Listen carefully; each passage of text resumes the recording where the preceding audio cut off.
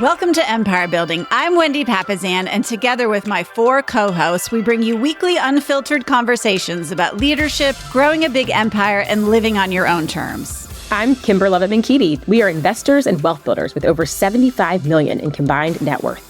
I'm Sarah Reynolds. We are visionaries who built more than 50 businesses with over $122 million in annual revenue. I'm Tiffany Fikes. We've led thousands of people and do it all while being pretty good moms. And I'm Seychelle Van Poole. We are your podcast to learn how to build big businesses and even bigger lives. Happy new week to our amazing Empire Building podcast listeners. I'm so excited to be here with Seychelle this week. And we've got an exciting topic to talk about, one that hits home and our bank accounts. Literally. So tell me, how did this topic come about? This is a hot topic for me. I've just been rumbling with it for the last couple of months. And it's the topic of what is your relationship with money? What's your money story? And we're going to get into that today. And as leaders, why do we need to know this about every single one of our people so that we can lead both in times of awesome prosperity and, even more importantly, so we can effectively lead and motivate our people in times of stress and scarcity?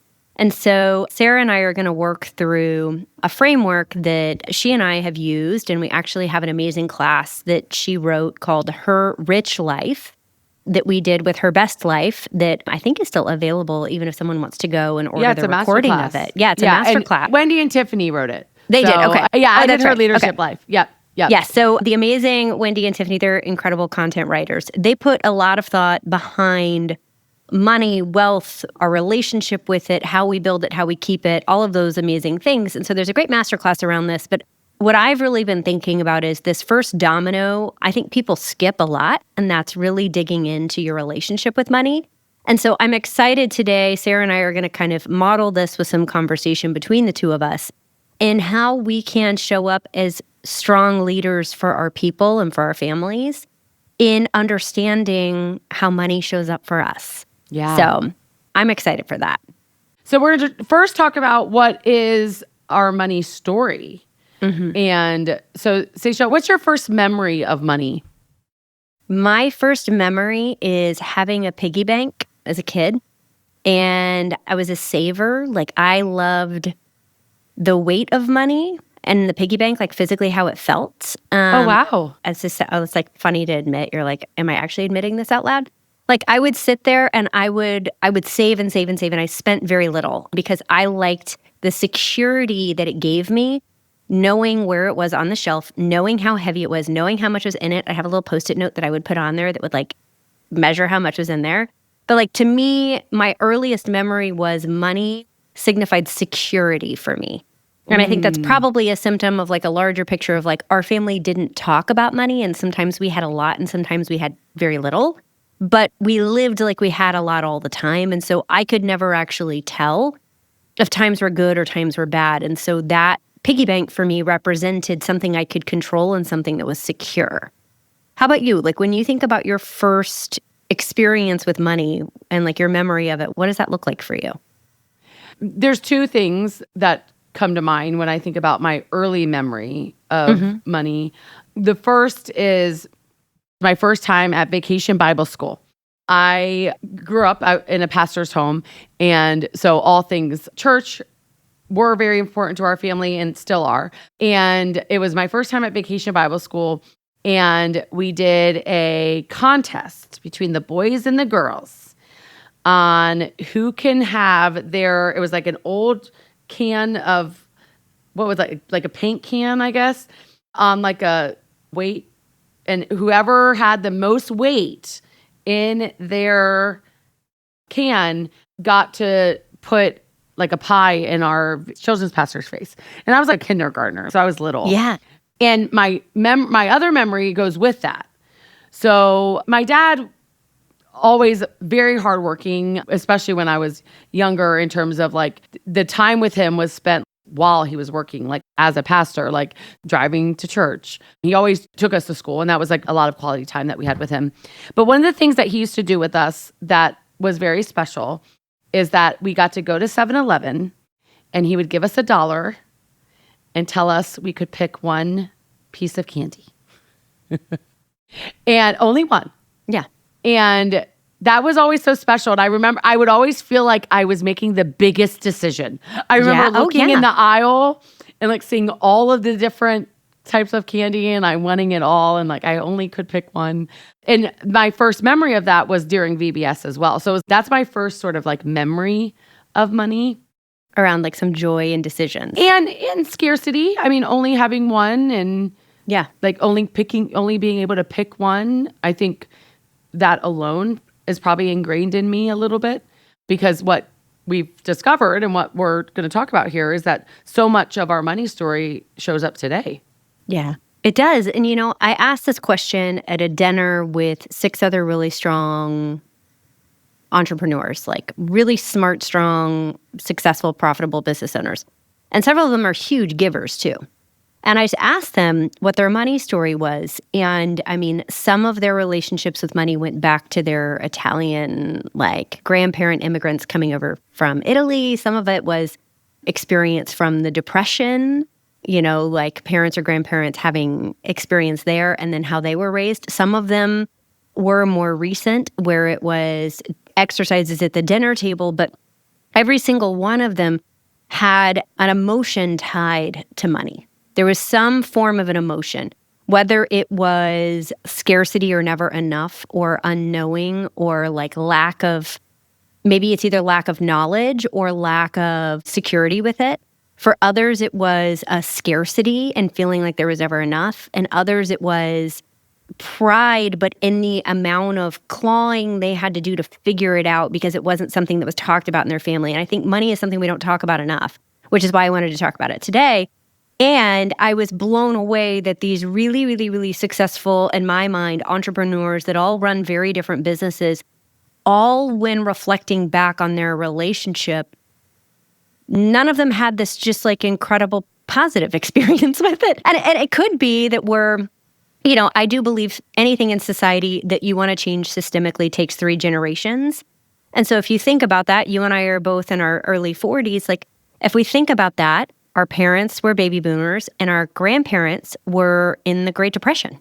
Mm-hmm. And everything got lost. And so if you think about where that is showing up, we are kind of the second generation, our kid will be the third, in like working to have a different relationship with money if we're conscious enough to change that. And so I think about our programming was passed from our grandparents to our parents to us. And it could be that because they were raised in leaner times and tougher times and then had to figure out how to make their own way, that has passed on to a lot of our generation too. Yeah, I think it can go so many different ways from that in terms of generations. Because, you know, my grandparents definitely were raised in the Great Depression. And my dad was told no for everything. All the time. I mean, even a 10-cent ice cream cone, right? It was always, no, we don't have enough. We don't have enough. No, we can't afford it. We can't afford it.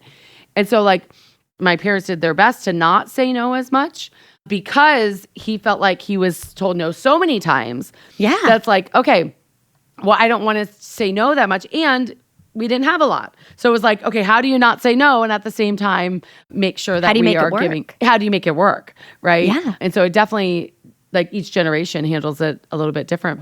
We're what, one generation away from the Great Depression now, I guess, in terms of changing. It's our kids that will. Mm-hmm. I think if we're mindful enough, our kids actually won't. I'm knocking on my fig tree over here with wood. I'm hopeful that as a society, we can be far enough away from that maybe our habit, like our relationship with abundance, our relationship with actions around money and the way we treat it and the way we look at it maybe looks different. And I don't mean to take it for granted, but I mean like maybe we can actually change the way that our kids think about money and our teams think about money in a different way. Yeah. And so like a question for you, Sarah, and I love that you were raised with giving as a part of your upbringing. For us, we were high, low, low. And so tithing was always weird. So we gave with time. Like that was always like our currency we could give with first, and then we gave with money second. When you think about how you were raised and then now how you have built your relationship with money, what has changed or what's been adapted as you've grown into your own relationship with money now? Yeah, I think that's a big question. What's interesting is for me in my money story, the one thing I was taught was that you tithe. Yeah.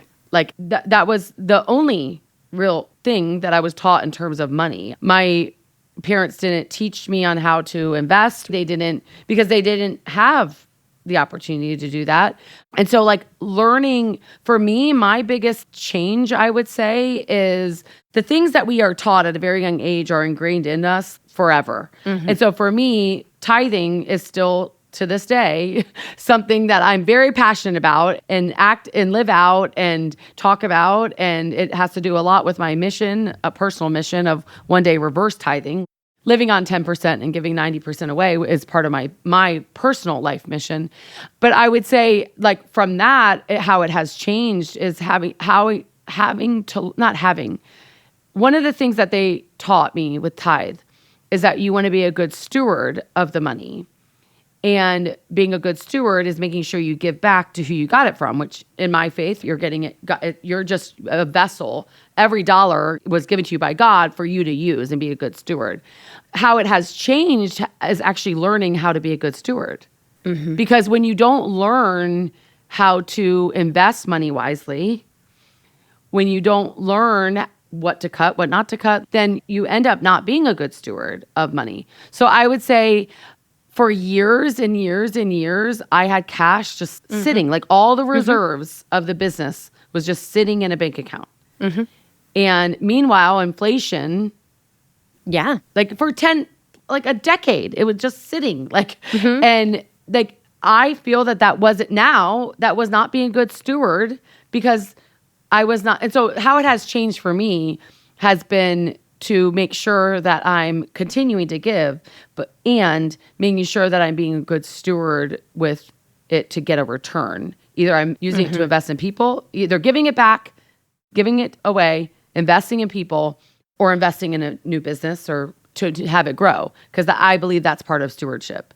So I don't know if that's answering you or where, yeah. One, what I love about that is a couple of things. It's the awareness, you hit a certain point where you became aware that your cash reserves and your net worth was not growing to the extent that every other area of your life was growing.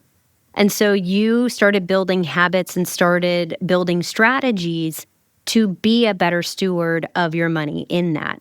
And I think about this as leaders with our team. We need to be having wealth building conversations, but before we can earn the right to have the wealth building conversations, we need to have the money keeping conversations, because if we're lucky to have our team members make a lot of money, the next thing that is oftentimes the habit that they have to learn is actually how to keep it. Yes. Because oftentimes as salespeople, you go high, low, low, and then you have a couple really good years and you grow your lifestyle to the extent that your revenue has grown. And the challenge with that is it's great when it's good, and it's real crappy when it's bad. Yes.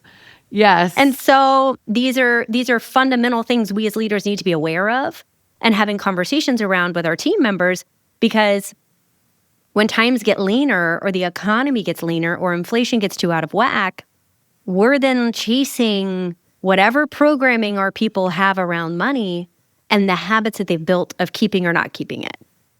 So having the conversation, do you know your people's money story? Mm-hmm. And their money story then impacts how they show up. And then as you know their story, right, you can then coach and guide them. In terms of your story, how have you adapted from what initially started to the say today in terms of money for you?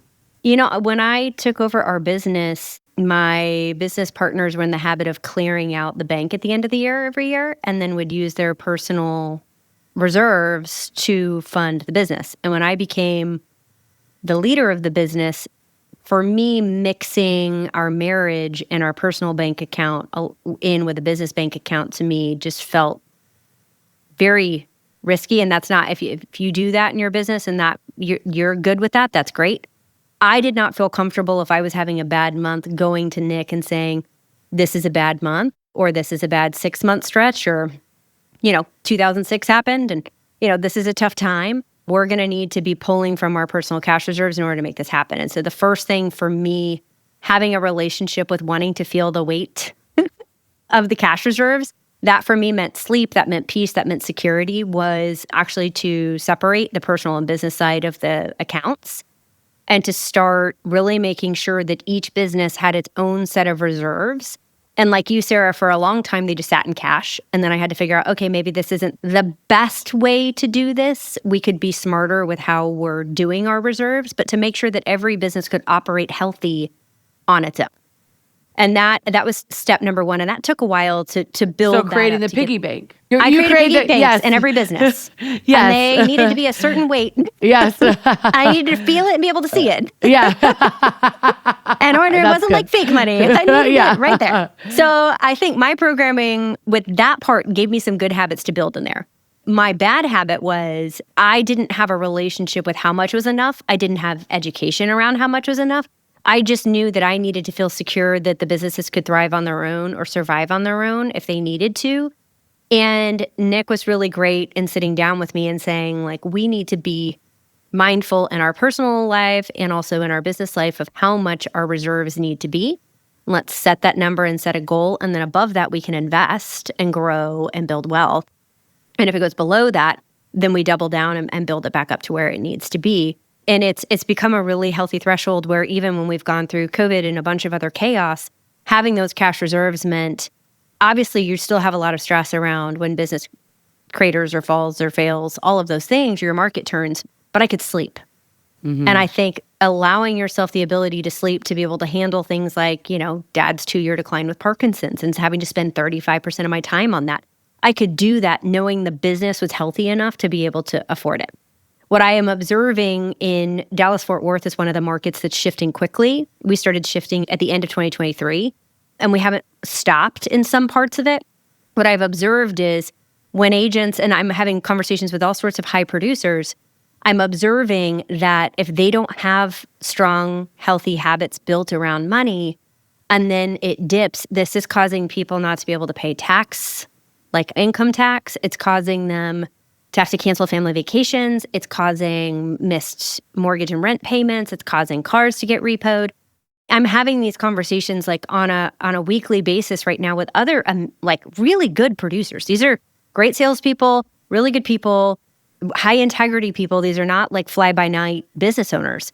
And it's making me very aware that I think as leaders, we need to be having these conversations with people we love and care about, to have some of these discovery conversations to make sure we're building the habits we need to succeed and thrive when times get lean. That's good.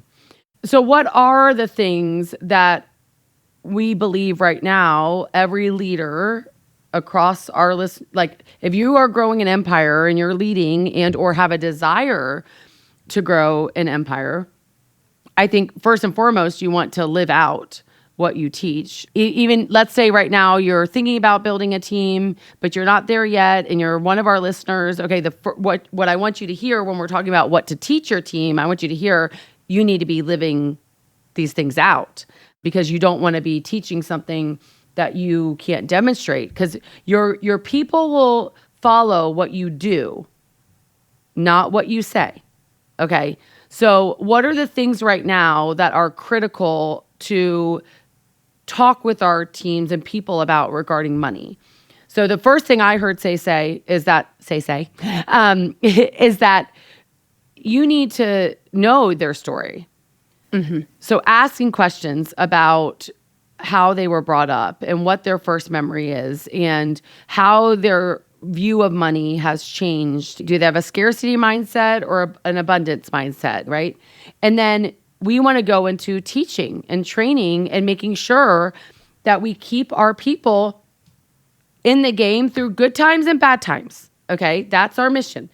And so what are the things that are important to teach our people about money?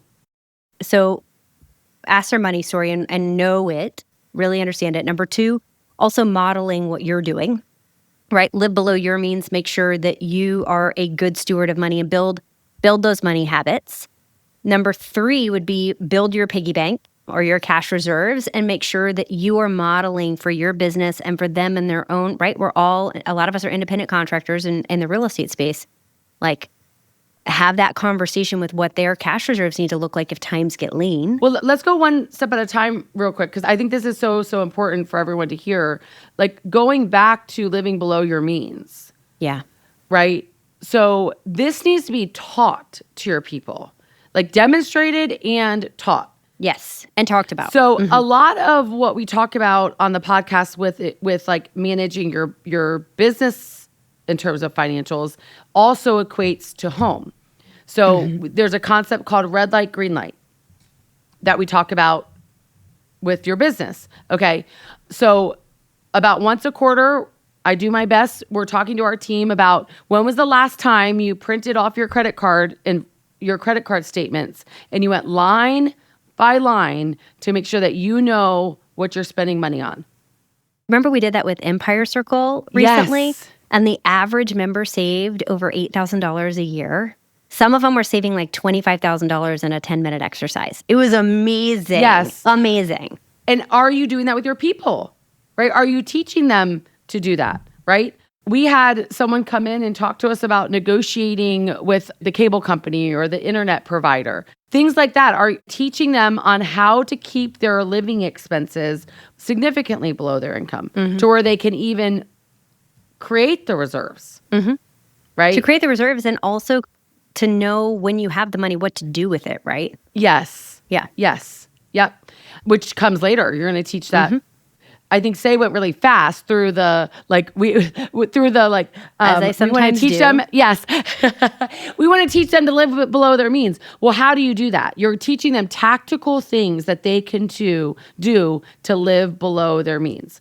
Whenever a market shifts, for me, this is the first thing I do, is I get my agents together and we talk about how to live below their means. Yeah. You need to right size your life. Yes, if you can teach them this, they will survive it. Okay, because it's not the lack of sales that get them out of the business. It's their lifestyle. Not keeping up. Correct. Okay, so making sure you're teaching them that. And then you talked about what to do with it once they have their reserves built. Like getting their reserve built would be next, right? Yep. Get your piggy bank. Make sure you can feel the weight of it. And then don't overinvest your cash reserves. Like make sure you have a certain amount, whatever your tolerance is. Some people it's 30 days reserves. Some people it's 6 months or 18 months reserves. There's no judgment around what the number is for you to sleep at night, but make sure you understand very clearly how much money you want in your business. And oftentimes it's how many months cash reserves to operate the business that you want to have in there in order to be able to then take profit above that and go invest it in other things. And then in that cash reserve account, you can put it into a interest-bearing or interest yield account. You could put it in money market funds, but just don't put it in something so risky that if all of a sudden the market tanks, that cash goes at the same time your market goes down, and then you have no cash for your reserves. Yeah. And we have multiple episodes about investing and that you can pull from, and you can even pull from those and then teach it, right, to your team of like, these are the type of investments that once you're living below your means, you've got your reserves. Now anything above those reserves, you then want to invest and help those grow. That's right.